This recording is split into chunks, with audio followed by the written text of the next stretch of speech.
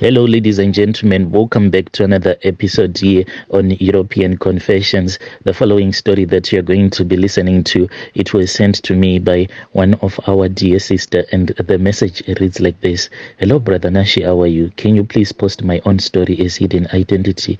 So there was a time in our country whereby if they would say that you are someone that is rich, they would count the livestock that you had, the cattle that you had in your kraal. So we were told by our father when he confessed to me and my siblings that at that time, because he wanted to be considered as someone that was really wealthy in the village, and what he did is that he then went and he was given this other charm that was going to multiply his livestock. And when he was still growing up, my father had a lot of cattle, but all of them, they just died because these charms, they had expired. So when my father went to visit his traditional healer, he was then given this other calabash, and he was told that at all the times this calabash was supposed to be full of blood, human blood, the blood of his relatives. So my father then returned back home. When he returned back home, what he did was that he was then given an instruction. He was supposed to go into his kraal, and that is where he was supposed to dig a hole and place that calabash inside that hole. Even up until this day, this calabash, it is still there, and it always requires blood, the blood of my father's relatives. So like each and every 2 years in our family, there is one that is supposed to die. But it then happened that when people started to pray a lot in my father's relatives, when they started to pray and to worship God, then that was when his tokoloshis then transformed themselves, and the other one became a male tokoloshi. The other one, then it became a female tokoloshi. So these tokoloshis, they started to attack my mother, because the female one went to my mother and it said, I want you to give me one amongst your sons. I want you to give me a husband, because your husband, when he was given us and he promised us that when the time will come, he was going to give me a husband. I want a husband now. So my mother and my father, when they saw that this is what was happening, my mother tried to sleep with that other male tokoloshi, but it was too strong for her, because this tokoloshi, what it even does is that it can even abuse my mother. It does not even care. It can sleep with my mother using like a private part or that other area where she does her poo. And I feel so sorry for my mother, because this is what happens to her. So when my father and my mother saw that their tokoloshis were now fighting against them, what they did was that they then wrote the names of every child that was born into the family. If you were a girl that was born into the family, they would write your name, and then they will dedicate your life to that other tokoloshi, the male one, and say that now from today going onwards, you are not allowed to get married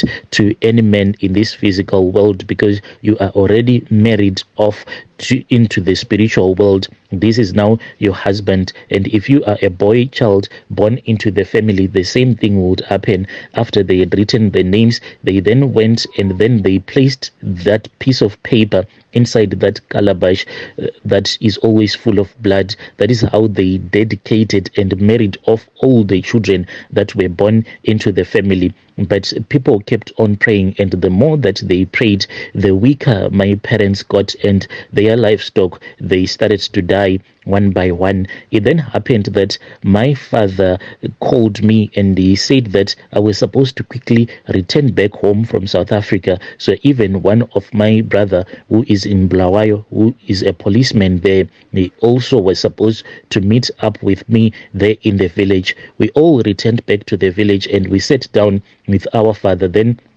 Our father then started to tell us all the things that he did when he went to do his rituals and how he performed the rituals, how he had been performing these rituals and sacrificing his relatives. And indeed, as our father was telling us his story, giving us his confession, we then understood the reason as to why so many of his relatives would just die like that. Maybe two people in a single year, then after 2 years, someone else will die. He made us to understand that the reason as to why they were dying, it was because of the calabash that is always supposed to be full of blood. We then asked our parents what was supposed to happen now. Then our parents told us that they could not.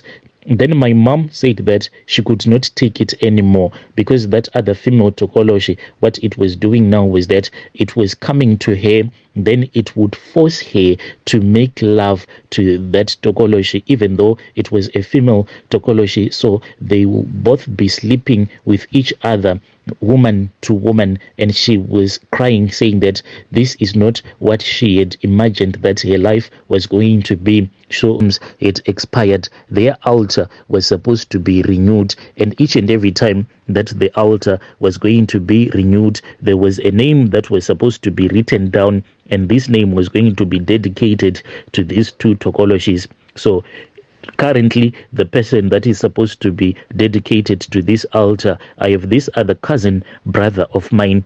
That is the one that was chosen by my parents. He is the one who is supposed to be married off to that tokoloshi, that other female tokoloshi. So what we did was that there was a time in our family whereby we were supposed to perform this other ceremony that is called Kuroba Guva, where we go to the graves, then we raise up the spirit of the dead, then we bring that spirit of the dead relative back into the family. So when we did this ceremony, there was this other cousin brother of mine, the one whom we were targeting. He then came so that he can attend the ceremony. When he came to attend the ceremony, my father had already hired his own personal traditional healer, but what he did was that he pretended as if he had never visited this traditional healer. But our father told us that he had already communicated with this traditional healer in the spiritual realm when the time came for the family to go around looking for a traditional healer, because during this ceremony,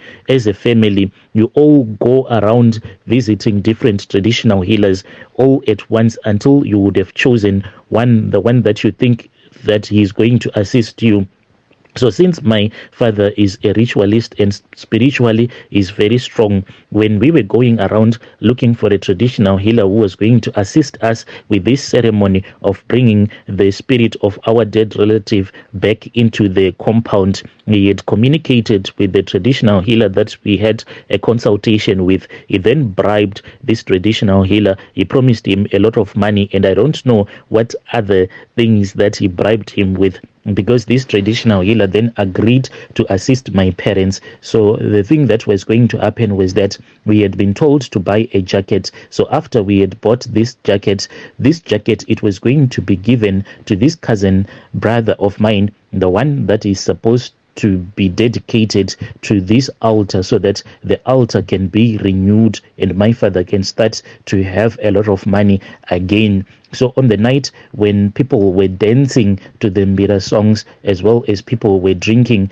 the traditional beer, that was when that traditional healer got up from where he was sitting, and he acted as if he was now under the possession of the spirits of our ancestors. Then he started to say a lot of things that we already knew that he was going to say. My cousin's brother was actually happy the moment that the traditional healer pointed at him with his walking stick, and he said, he is the one that I have chosen. He is the one that has been chosen by your ancestors so that he can be the head of the family. Give him the jacket so that he can wear this jacket. What my cousin brother did not know was that at the moment when he was being handed over that jacket, he was actually being dedicated to the altar, and the covenant was being renewed, and he was supposed to be the husband to that other female tokoloshi. But after everything had been done, what surprises me and my parents is that the things that we thought were going to happen to him They did not happen. In fact, my mother, she is being abused by these two tokoloshis. They do come and they have a threesome with her. And according to our mother, she says it is not nice. She is no longer enjoying life at all. And I do not want my parents to die before this covenant has been renewed, because we were told that if our parents die before this covenant has been renewed, then what is going to happen is that these tokologies, they will come after me and my siblings. They will come after our children. I do not want our children to be part of this covenant. We do not want our children to suffer because of these things. We want these tokologies to keep on affecting our cousins, and we do not want to be part of it. Dear listeners, right there was a translation of a message that was sent to me by our dear sister. Strange things do happen in this world.